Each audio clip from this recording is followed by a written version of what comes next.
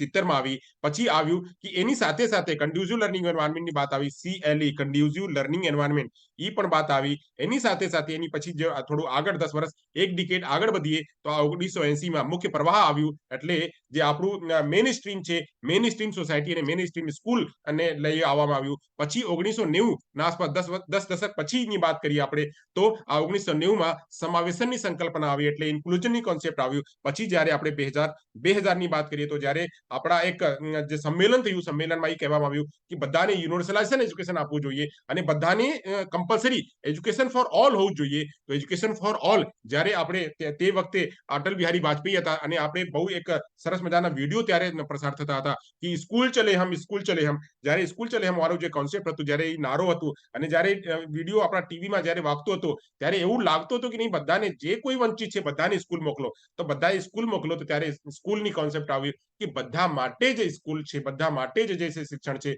ત્યારે 1986 માં સોરી જે છે, હા, ત્યારે આપણું જે 86માં સંવિધાન સંશોધન થયું, 86 વાળું 86 સંવિધાન સંશોધન જ્યારે થયું, જે કોન્સ્ટિટ્યુશનલ અમેન્ડમેન્ટ થયું, આ કોન્સ્ટિટ્યુશનલ અમેન્ડમેન્ટમાં કહેવામાં આવ્યું કે આ જે શિક્ષણના અધિકાર એ પણ એક એને ધારાધોરણમાં મૂકવું જોઈએ, એ પણ બધા માટે હોવું જોઈએ. તો આ આપણા જે રાઈટ છે, રાઈટમાં એક એ પણ રાખવામાં આવ્યું. ત્યારે આ જે 86માં સંવિધાન સંશોધન પછી આપણે SSA આવ્યું, સર્વ શિક્ષા અભિયાન આવ્યું, જે હજી આ જે અત્યારે જે છે, અત્યારે એને સમગ્ર શિક્ષા અભિયાન કહેવામાં આવે છે, એ પણ થયું. પછી આપણે વાત કરીએ તો અહીંયા જે NCF ની મેં વાત કરી, તો NCF માં શું કહે છે? NCF માં કહે છે કે એક જે લોકશાહી છે, જે મેઇન સ્ટ્રીમ સ્કૂલ છે, આ મેઇન સ્ટ્રીમ સ્કૂલમાં બધા બાળકોને ભેગા કરો, બધા બાળકોને એક સાથે લઈ આવો, અને લઈ આવો તો બાળક શીખે તો શીખે, સાથે સાથે એને એવું વિશ્વાસ થાય કે મારું પણ અહીંયા સાર સંભાળ થાય છે, મને પણ લોકો દેખરેખ કરે છે, મને પણ જે છે સમાનતા આપે છે, એ પણ અહીંયા થવું જોઈએ.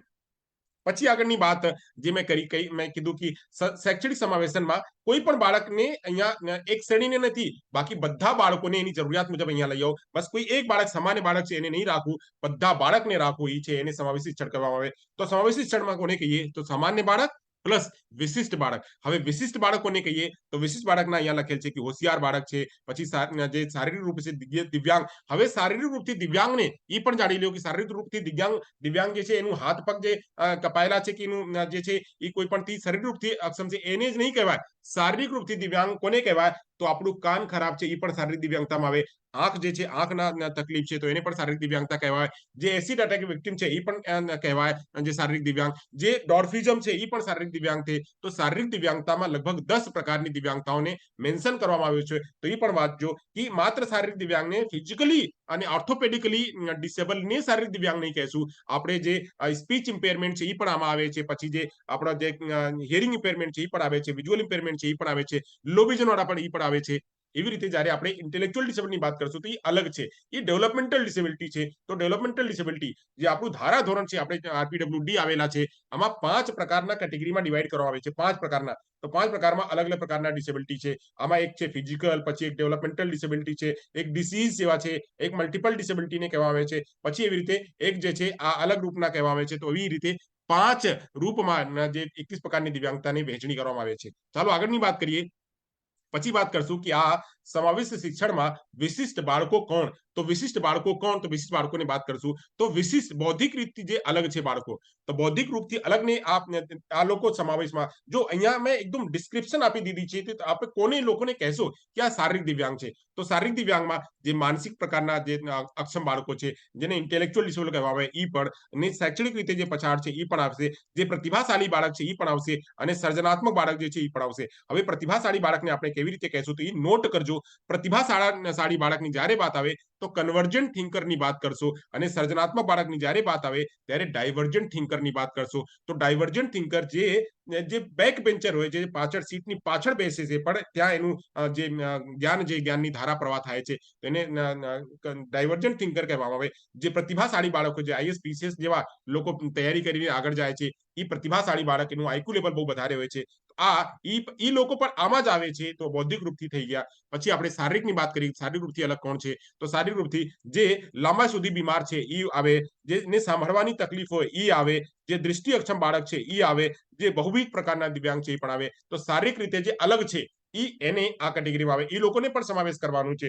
એવી રીતે વાત કરીએ તો ઓરલ મૌખિક રીતે કોણ બહાર છે, તો મૌખિક રીતે આપણે વાત કરશું તો જેને સ્પીચ અને લેંગ્વેજના પરેશાની છે, સ્પીચ લેંગ્વેજના સ્પીચ ઇમ્પેરમેન્ટ છે, લેંગ્વેજ ઇમ્પેરમેન્ટ છે, તો સ્પીચ અને લેંગ્વેજ ઇમ્પેરમેન્ટને આમાં રાખશું આપણે. જે લોકો વાંચનમાં જેની સમસ્યા છે અને વંચિત બાળક જે છે, વંચિત બાળકને પણ રાખશું. લર્નિંગ ડિસઓર્ડર વાળા બાળકને આમાં રાખશું. પછી એવી રીતે વાત કરશું મનોસામાજિક, જે મનોસામાજિક બાળક છે, મનોસામાજિકને કેવી રીતે રાખશું, તો સામાજિક રીતે જે અવ્યવસ્થિત છે, જેને માલ એડેપ્ટિવ બિહેવિયર કહેવામાં આવે કે બાળક સમાજમાં આપણા ક્લાસમાં એક સાથે ભેગું નથી રહી શકતા, એના જે વર્તન છે હાવ ઓડ છે, વર્તન ઓડ છે, કોઈને ખેંચી લે છે, કોઈને મારી દે છે, કે આ અતિ સક્રિય બાળક હોય છે. તો આવા પ્રકારના બાળક જે છે, અવ્યવસ્થિત બાળક જે છે એ પણ આવે છે. સાથે સાથે જે સમસ્યાત્મક બાળક છે, જેને આપણે કહીએ છીએ કે બાળક તુફાન બાળક, જે તુફાની બાળક હોય, બહુ વધારે તુફાની બાળકને પણ, અને અપરાધી પ્રવૃત્તિના જે બાળક છે, અપરાધી પ્રવૃત્તિના બાળકને પણ આમાં રાખવું. એની સાથે સાથે આપણે જે ભાવનાત્મક રીતે જે વ્યગ્ર છે, આપણા જે એડીએચડી બાળકો છે, કાં તો આપણા જે ઓટિસ્ટિક બાળકો છે, જે ઓટિઝમ સ્પેક્ટ્રમ ડિસઓર્ડર વાળા બાળકો છે, એ બાળકો પણ આમાં આવે. તો સાંસ્કૃતિક રૂપથી કોઈ અલગ વંચિત થયેલા છે એ બાળક, અસુવિધાજનક બાળક છે એ પણ બાળક, અને જે સંસ્કૃતિ લઘુમતી વાળા બાળક છે, એ ધારો કે આ એક સમાજમાં કોઈ એવા બાળક છે જેની લઘુમતી છે, હાવ લઘુમતી છે, ત્યાં હજારની પોપ્યુલેશન છે, હજારની વસ્તી છે, તો આમાંથી માત્ર 5 લોકો 6 લોકો છે, તો 5 લોકો 6 લોકોને પણ આમાં વ્યવસ્થા આપવું. આ બધા જે છે, આ બધા બાળકો, એવા બાળકોને ઇન્ક્લુઝનમાં જ્યારે સમાવિષ્ટ કરશું અને બધાની જરૂરિયાત મુજબ જ્યારે આપણે વ્યવસ્થા કરશું, તો એ રહેશે સમાવિષ્ટ શિક્ષણની સંકલ્પના. ચાલો અહીંયા સુધી સમજી લીધા. આગળ વાત કરશું કે આ એની વિશેષતા શું. તો વિશેષતાને આપણે એક એક કરીને વાત સમજતું કે તે શિક્ષણ પ્રણાલી, હા ટાઈમ છે આપણા પાસે 6 મિનિટના, તો ખેંચશું. ચાલો, તો સમાવેશી શિક્ષણ ની વિશેષતા શું? તો સમાવેશી શિક્ષણના તે શિક્ષણ પ્રણાલીની ક્ષમતાઓને મજબૂત કરવાની પ્રક્રિયા છે. જે આપણી શિક્ષણની વ્યવસ્થા છે, જે એજ્યુકેશનની જે વ્યવસ્થા છે, આ એજ્યુકેશનની વ્યવસ્થાને ઉત્કૃષ્ટ બનાવવાનું છે. અને જ્યારે કોઈ પણ સમાજ જે છે, કોઈ પણ દેશ જે છે, જ્યારે એ વિકસિત ત્યારે રહેશે ત્યાંના જે બાળકો છે, જે લોકો છે, એ એકદમ ક્વોલિટી લેવલના જે એજ્યુકેશન લીધા રહેશે, એ જ રહેશે. ત્યાં કોઈ પણ બાળકો, જે પાછળની સ્લાઇડમાં અમે જોયા કે કેટલા પ્રકારના બાળકો છે, આ બધા પ્રકારના બાળકોને જે શિક્ષણ રૂપના એને મજબૂત બનાવવું, એ પ્રક્રિયા જે છે, સમાવેશ શિક્ષણની પ્રક્રિયા છે. પછી કહે છે તે તમામ વિદ્યાર્થીઓ સુધી પહોંચવાની કલ્પના છે. સમાવેશ શિક્ષણની કલ્પના, સમાવેશ શિક્ષણ શું છે? કોઈ પૂછે કે સમાવેશ શિક્ષણ શું, ઇન્ક્લુઝન શું, તો ઇન્ક્લુઝન એક ફિલોસોફી છે, એક દર્શન છે. અને આ દર્શનનું જે હેતુ છે, દર્શનનું જે વિશેષતા છે, એ કહે છે કે બધા પાસે એક સરખું જ્ઞાન જે છે પહોંચે, અને એની જે છે, એના જે ડિફરન્સિએશન છે, એની જે તફાવત છે, એના જે વિભિન્નતા છે, વિભિન્નતાની આધારે બધાને એક સરખું જ જ્ઞાન મળે. તો આ એક સરખું જ્ઞાન મળવા માટે અને એ પહોંચવા માટે જે કલ્પના કરે છે, એ છે સમાવેશ શિક્ષણ. પછી રીતે વાત કરીએ કે આ એક સિદ્ધાંત છે, જેમ કીધી કે આ ફિલોસોફી છે, જેમાં તમામ શૈક્ષણિક નીતિઓ અને પ્રયાસોનું માર્ગદર્શન આપે છે. કે કેવી રીતે આ દિવ્યાંગ બાળકોને કેવી રીતે આપશો, કેવી રીતે જે પ્રતિભાશાળી વાળા બાળક છે એને કેવી રીતે આપશો, જે સમસ્યાત્મક બાળક છે એને કેવી રીતે આપશો, જે સમાજથી વંચિત છે એને કેવી રીતે આપશો, તો બધાની જરૂરિયાત મુજબ આપવાનું, એની નીતિ બનાવવાનું, એને જે છે એની પ્રથાઓને એને માર્ગદર્શન આપવું કે કેવી રીતે તમે આવી શકશો, આ સમાજમાં તમે કેવી રીતે આવી શકશો. એ બધું જે છે, જે માર્ગદર્શન આપે છે, નિર્દેશન આપે છે, એ સમાવેશ શિક્ષણ છે. પછી કહે છે એની એક માન્યતા છે, કે શિક્ષણ એ મૂળભૂત માનવ અધિકાર છે. કોઈ પણ વ્યક્તિ જે છે વંચિત ન થવું જોઈએ. બધાના જે છે ફંડામેન્ટલ રાઇટ્સ છે, ફંડામેન્ટલ હ્યુમન રાઇટ્સ છે. તો ફંડામેન્ટલ હ્યુમન રાઇટ્સ જે આપણા 86મા સંવિધાન સંશોધનમાં ઉમેરવામાં આવ્યું, તો આ ફંડામેન્ટલ જે છે હ્યુમન રાઇટ્સ, આ બધાના અધિકાર છે. તો આ મેળવું જ જોઈએ, ચાહે કોઈ પણ બાળક હોય, કોઈ પણ બાળકને આ રાઇટ્સ થી એને વંચિત ન કરવું જોઈએ. એ માને છે કોણ? સમાવેશ શિક્ષણ માને છે. એવી રીતે કહે છે કે ન્યાયી સમાજના પાયો છે, કે બધાને ન્યાય મળે. તો આ ઇક્વિટી આપે, આ જે ન્યાય આપે, બધાને ન્યાય સંગત જે એની જરૂરિયાત મુજબ. પહેલા હતો શું કે બધાને વંચિત કરી દેવામાં આવતો હતો, એને શાળામાં પ્રવેશ નથી આપવામાં આવતો હતો. આપણે કેટલા જ એક્ઝામ્પલ છે. આપણે જે છે આપણા જે ડોક્ટર ભીમરાવ આંબેડકર હતા, એને પણ એક એટલા હોશિયાર હતા, તો પણ એને ક્લાસરૂમમાં એકદમ વંચિત કરી દેવામાં આવતું હતું. આ જે એક્ઝામ્પલ હતો, આ એક્ઝામ્પલને એને બહાર કાઢીને, એવા જે વાતો હતી એને બહાર કાઢીને, સમાજના જે એટીટ્યુડ છે, સમાજના જે વલણ છે, વલણને ચેન્જ કરવું, અને આ સમાવિષ્ટ શિક્ષણમાં બધાને ભેગું કરવું, અને બધાને એજ્યુકેશન ફોર ઓલની સંકલ્પના છે એને સાકાર કરવું. પછી કહે છે ઇક્વિટી આપવું, એકોમોડેશન આપવું, અને રિલિવન્સી આપવું. તો ઇક્વિટી એટલે શું? એટલે કહે છે કે ધારો કે કહું કે અહીંયા બે બે બે બાળક છે, એક આ અહીંયા જો મારી આંગળીમાં જો કે એક આ મોટી છે ને એક નાની છે, બંને આંગળીઓ છે અને બંને આંગળીઓ મારી બંને આંગળીઓના એક જ સરખું છે, તર્જની બંને છે, આ પણ તર્જની છે અને આ પણ તર્જની છે, આ તર્જની જે છે લેફ્ટની છે અને આ તર્જની છે રાઈટની છે. હવે હું કહું છું એક નાની છે એક મોટી છે. હવે નાની મોટી છે તો એને સમાન કહેશો તો ભાઈ એક જ જે કહો છો અત્યારે સમાન છે, અત્યારે જે વાત કરો છો એ સમાન છે. કદાચ આમાં મારા દિવ્યાંગ બાળકો હોય તો દિવ્યાંગ બાળકોને જે સાઇન લેંગ્વેજ યુઝર હતું એને કહું કે અત્યારે જે હું સમાનતાની વાત કરું છું, સમાનતા કેવી રીતે પહોંચે, આ જો હું એજ્યુકેશનની વાત કરું છું, એજ્યુકેશન કેવી રીતે પહોંચે એના માટે સમાન માટે આપણે પ્રયાસ શું કરવું જોઈએ. જ્યારે હું સાઇનમાં વાત કરું તો સાઇનમાં પહોંચે, હું બ્રેલમાં વાત કરું તો બ્રેલમાં પહોંચે, હું મોટા મોટા ફોન્ટમાં વાત કરું તો મોટા મોટા ફોન્ટમાં પહોંચે. આ એને જે આ સમાન છે એને એવી રીતે સમાનતા લઈ આવું. આ નીચે છે તો નીચેને બરાબર લઈ આવું, આ એને કહેવામાં આવે ઇક્વિટી. તો ઇક્વિટીની વાત કરું, સમતા તો છે, સમાનતા તો છે પણ સમતા લઈ આવું, એક સમાન બનાવું, આ ઇક્વિટી કહેવામાં આવે છે. પછી કહે છે એકોમોડેશન, જેની જરૂરિયાત છે એને આગળ લઈ આવું. ધારો કે એક બાળક પાછળ છે, પાછળ બેસે છે અને પાછળ બેસીને એને દેખાતું નથી, બોર્ડ નથી દેખાતું, તો એને આગળ બેસાડો, કાં તો એને કોઈ વસ્તુ આપો, એને એસેસ્ટિવ ડિવાઇસ આપો, જેથી કે આ જે અહીંયા નીચે હતો નીચે જઈને ઉપર પહોંચી શકે. આવા કોન્સેપ્ટ હું આગળ લઈને આવશું, સમજાવશું આગળ. એના ઉપર હજી 2-3 વિડીયો છે અને 2-3 લેક્ચર છે સમાવેશ શિક્ષણ, એટલા ઝડપી એક દિવસમાં નહીં પતશે. એવી રીતે રિલેવન્સી, આ બાળકની જરૂરિયાત મુજબ, રિલેવન્સી એટલે સમાન એની જે સંબંધન છે, સંબંધન સાથે. હિયરિંગ ઇમ્પેર્ડ બાળક છે તો હિયરિંગ ઇમ્પેર્ડ બાળકને શું જરૂરિયાત છે, વિઝ્યુઅલ ઇમ્પેર્ડ બાળક છે તો વિઝ્યુઅલ ઇમ્પેર્ડને શું જરૂરિયાત છે અને શું જરૂરિયાત મુજબ એને સમાજના મુખ્ય ધારામાં લઈ આવશો તો એ રિલેવન્સી પણ આપવું.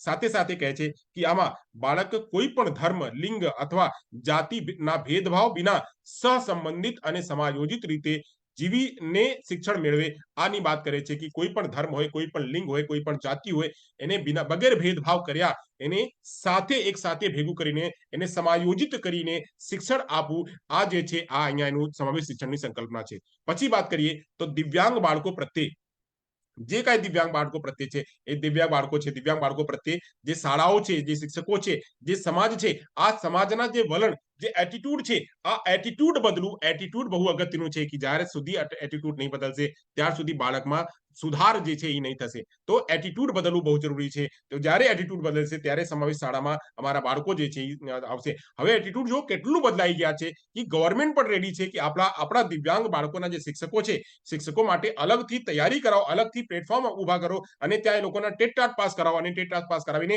એ લોકોને મૂકો. તો આવા પ્રકારના જે આપણા જે પ્રયાસ છે, આ પ્રયાસ એક દિવસના નથી અને આ પ્રયાસ જે છે એક વ્યક્તિના નથી, આ પ્રયાસ ઘણા મોટા લોકો જે છે પ્રયાસ કર્યા છે. આમાં આપ લોકોના જે અથક પરિશ્રમ, 20 દિવસના, 20 વર્ષના, 15 વર્ષના, 30 વર્ષના જે આપ લોકોના જે ત્યાગ છે, આ ત્યાગના લીધે અહીંયા સુધી આપણે પહોંચ્યા છીએ કે આ જે એટીટ્યુડના જે વલણ, એટીટ્યુડ જે છે, વલણ જે છે, આ વલણ પરિવર્તન થયું છે અને હજી વલણના પરિવર્તનમાં બાકી છે કરવાનું. તો એ પણ આપણે જ્યારે શાળામાં જશું, એઝ એ સ્પેશિયલ એજ્યુકેટર જશું, તો આપણે એઝ અ પ્રોફેશનલ જશું તો આપણે આ પણ વલણ જે છે પરિવર્તન કરશું. પછી કહે છે EFA, એજ્યુકેશન ફોર ઓલ ની જોગવાઈ ને આગળ લઈ જવું. મેં કીધી 2000 માં જ્યારે એજ્યુકેશન ફોર ઓલ ની સંકલ્પના આવી તો એજ્યુકેશન ફોર ઓલ ને આગળ લઈ જવું અને સમાન રીતે લઈ જવું, એ પણ એની વાત છે.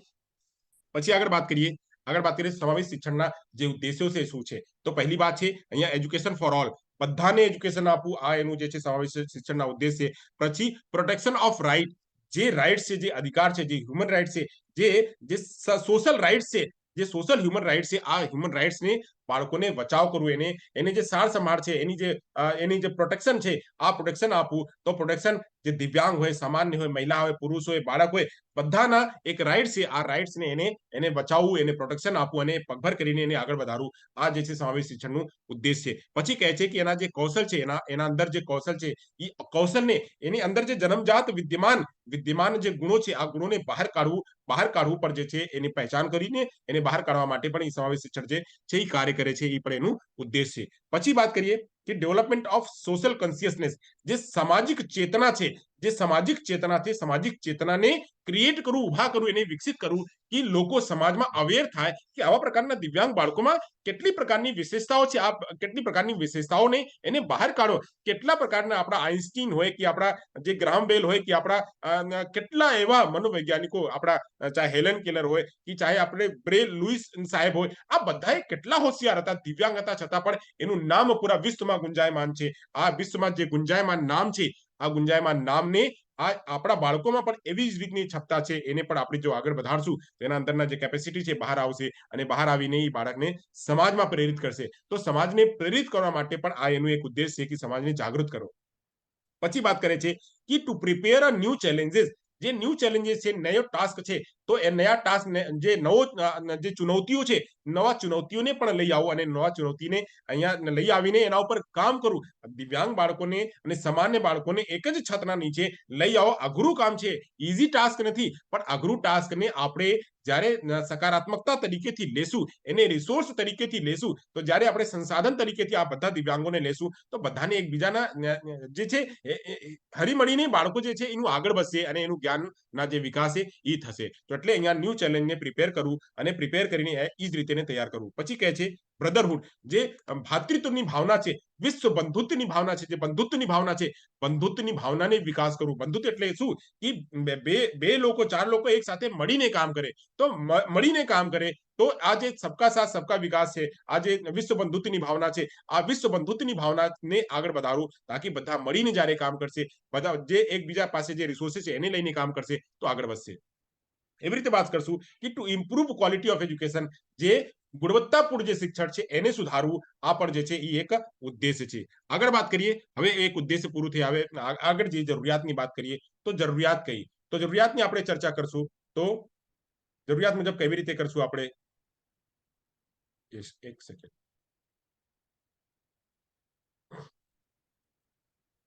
હવે એની જરૂરિયાત શું છે, તો જરૂરિયાત છે કે સામાન્ય બાળકો અને માનસિક જે પ્રગતિ મેળવે, જે સામાન્ય બાળકો સાથે જે અન્ય દિવ્યાંગ બાળકો છે માનસિક પ્રગતિ મેળવે, આ પણ છે. જી સાહેબ, ઓકે ઓકે, આવજો. તો એને પ્રગતિ મેળવો એ પણ જે છે એને ઉદ્દેશ્ય. પછી એવી રીતે કહે છે કે આમાં સામાજિક નૈતિક ગુણો, પ્રેમ, સહાનુભૂતિ, પરસ્પર સહભાગ, સહકાર વગેરેનો સમાવેશ થાય, કે બાળકોમાં સામાજિક વિકાસ થાય, બાળકોમાં નૈતિક વિકાસ થાય, બાળકોમાં સહાનુભૂતિ થાય, બાળકોમાં જે એકબીજા સાથે કોલેબોરેશન કરીને બાળકો જે છે આગળ વધે.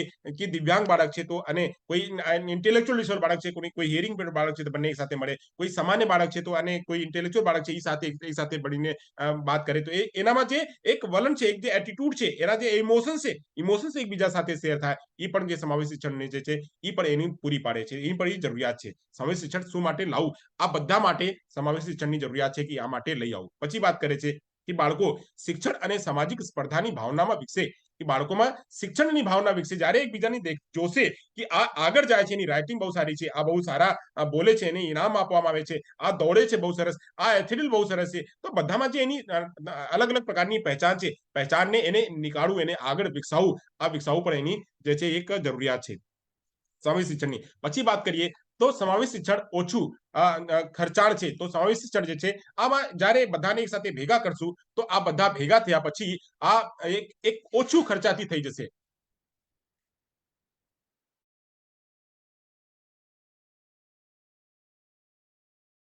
સર અવાજ નથી આવતો. હા હા, ઠીક, આવશે આવશે આવશે. તો પ્લીઝ, હવે આવે છે ને? તો આ એટલે ઓછા આવે છે ખર્ચામાં સમાવેશ શિક્ષણમાં જ્યારે એક જ વ્યવસ્થામાં, એક જ છતના નીચે કરશું. આપણે જો ધારો કે આપણે હિયરિંગ પર બાળકના શાળા અલગથી બનાવીએ અને વિઝ્યુઅલ ઇમ્પેરમેન્ટના શાળા અલગથી બનાવીએ, આઈડી બાળકના જે છે એની શાળા અલગથી બનાવીએ, પછી એવી રીતે દરેક બાળકના દરેક દિવ્યાંગતાની શાળા જ્યારે અલગ બનાવશું, એટલું વ્યવસ્થા આવશે ક્યાંથી? એટલી વ્યવસ્થાને આપણે ઓછું ખર્ચમાં કરાવવું, એ પણ જે છે એનું ઉદ્દેશ છે. પછી કહે છે એકીકરણ શક્ય બને, જે સામાજિક અને એકીકરણ છે એ પણ શક્ય બને, એ પણ છે આમાં. પછી કહે છે સમાનતા કાયદાનું પાલન કરવું, જે કાયદા જે છે સમાનતાનું કાયદા એ પાલન કરવું, એ પણ એની જે જરૂરિયાત છે. પ્લીઝ મ્યુટ કરો, મ્યુટ કરી રાખો. ચાલો આગળ વાત કરીએ. તો આગળ કહે છે કે જેના કારણે સામાન્ય બાળકો તેમજ દિવ્યાંગ બાળકો, પછાતના બાળકો, વંચિત બાળકો, પ્રતિભાશાળી બાળકો આ કુદરતી વાતાવરણમાં સર્જાય, ઘરેમાં બેસીને એને જે બંધ દરવાજામાં લોક કરીને રાખવું એ ન હોય, બાળક સમાજમાં આવે અને સમાજમાં જઈને એનું જે છે સાર સંભાળ થાય. તો અહીંયા એ જરૂરિયાત હતી. હવે આગળ અહીંયાથી આપણા પાસે ઈ એક સ્લાઇડ છે, એ સ્લાઇડને આપણે આગળ લઈ જશું, આજે ચર્ચા નહીં કરશું એની. હવે અહીંયાથી પ્રશ્નો લેશું અને પ્રશ્નો કરીને આપણે આગળના જે છે અચ્છા એક જ લાઈન છે તો એ લાઈન પણ વાંચી લઈએ, બચે નહીં. કહે છે કે શિક્ષકો અને અન્ય કર્મચારીઓમાં એકતા અને સહકારિતાની લાગણી જાગૃત કરવું. તો જે કર્મચારી છે, જે શાળામાં અને શિક્ષક છે, આ બધાને એક સાથે લાગણીની વ્યવસ્થા કરવું આ પણ છે. પછી કહે છે એક જ પદ્ધતિમાં એક જ જગ્યાએ સાથે ભણાવવાની અને ભણાવવાનો ખર્ચો ઓછો થાય એ પણ કરાવવું. એટલે એક જ જગ્યા બધાને ભેગું કરવાનું, આ ભેગું વ્યવસ્થામાં જ બાળકના કરે તો જેથી આપણા જે સરકારના જે ખર્ચો છે, જે સંસ્થાના જે ખર્ચો છે, ખર્ચો વચ્ચે અને એક જ શિક્ષક જે છે એને ટ્રેન કરવું, કાં તો સ્પેશિયલ ટીચરને એવી રીતે ટ્રેન કરવું કે બધા બાળકોની કરાવી શકે અને એવી રીતે એની માનસિક જે સ્થિતિ છે એ તૈયાર છે, એના પાસે જે સ્કિલ છે, એના જે એટીટ્યુડ છે, એનામાં જે વલણ છે, આ વલણ એવી રીતે વિકસે કે એક ક્લાસમાં જે ધારો કે 30 બાળકો છે, 35 બાળકો છે કે 15 બાળકો છે કે 20 બાળકો છે, આ બધા બાળકોને અલગ અલગ બાળકોને એક જ ટીચર કરાવી શકે, એક જ વ્યવસ્થામાં કરાવી શકે, તો આપણો જે ખર્ચો છે એ ઓછો થશે. પછી વાત છે કે બાળકોમાં સામાજિક, માનસિક અને ભાવનાત્મક વિકાસ થાય, એ પણ જે છે એનું મહત્વ છે. પછી વાત કરીએ કે બાળકોમાં પ્રેમ, સહાનુભૂતિ, ગોઠવણ અને ભાઈચારા વગેરેની જેવા ગુણો પણ વિકસિત થાય, આ પણ જે છે સમાવિષ્ટ શિક્ષણના જે છે એનું મહત્વ છે. તો શું કામ આ સમાવિષ્ટ શિક્ષણ લઈ આવું, આ માટે બધા મહત્વ હતો. ચલો હવે આગળ આપણી જે છે અહીંયાથી 4-5 પ્રશ્નો છે અને 4-5 પ્રશ્નોને ફટાફટ આપ લોકો ઉત્તર આપો, પછી આપણે આગળ જઈએ. ચાલો હવે ઉત્તર છે અહીંયા. ચાલો પ્રશ્ન આપના સ્ક્રીન ઉપર કુછ એવા પ્રકારના છે. શિક્ષકોએ બાળકોમાં કઈ ગુણવત્તા વિકસાવવી જોઈએ? કઈ ગુણવત્તા? તો માત્ર સર્જનાત્મક, માત્ર સમીક્ષા, રચનાત્મક અને નિર્ણાયક બંને, ઉપરોક્તમાંથી કોઈ પણ નહીં. બહુ સરસ. ત્રીજો જવાબ અહીંયા સાચો છે. ત્રીજો જવાબ અહીંયા રાઈટ છે. ચાલો આગળ આગળ જઈએ. ત્રીજો પ્રશ્ન તો ત્રીજો જવાબ. ચાલો આગળ કહે છે કે ડોટ ડોટ ડોટ ને સમાવિષ્ટ શિક્ષણમાં સૂચક માનવાના આવે છે કે એટલે એ જે વ્યક્તિ છે એને જ આ સમાવિષ્ટ શિક્ષણની સંકલ્પના જે લઈ આવી હતી. તો ઈ સિગવિન છે, સિગમન્ડ ફ્રાયડ છે, એન સુલિવન છે કે સેમ્યુઅલ ગ્રિડલે છે. તો અહીંયા જે છે જવાબ છે અહીંયા એક છે, રાઈટ આન્સર છે એક. જવાબ છે કોણ? તો ઈ સિગવિન ટીચર આઈડી ના ટીચર હતા અને એને જ સમાવિષ્ટ શિક્ષણની સંકલ્પના જે છે એને સૂચવી અને એને જ કીધું કે સમાવિષ્ટ શિક્ષણ લઈ આવો. તો ત્યાંથી સમાવિષ્ટ શિક્ષણની જે 1990 થી સમાવિષ્ટ શિક્ષણની સંકલ્પના જે છે એ ત્યાંથી આવવામાં આવ્યું.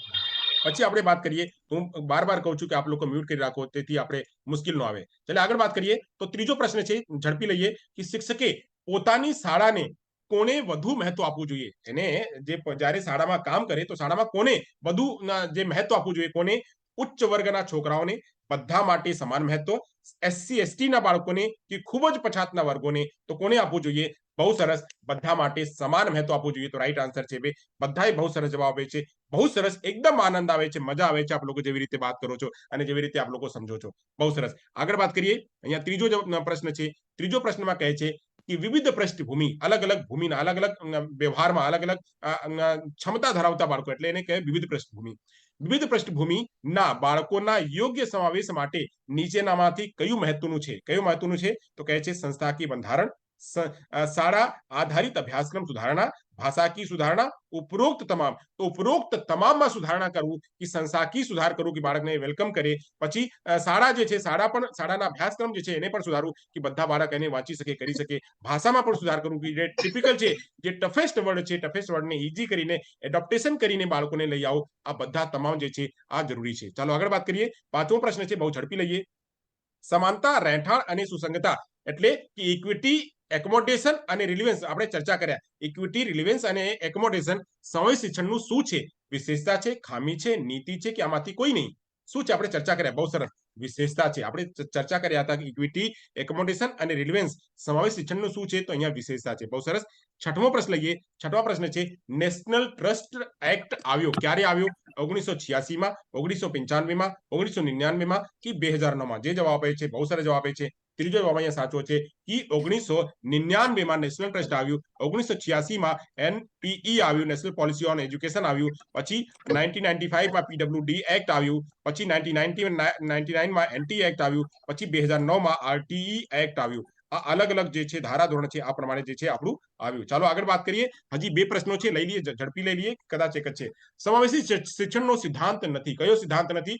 વિદ્યાર્થીઓ વચ્ચે ભેદભાવ ન કરો, બધાને સમાન તકો પૂરી પાડવો, બધા માટે વૈવિધ્યપૂર્ણ સુવિધાઓ આપો કે મૂલ્યાંકન પ્રક્રિયાને જટિલ બનાવો. શું નથી? બહુ સરસ.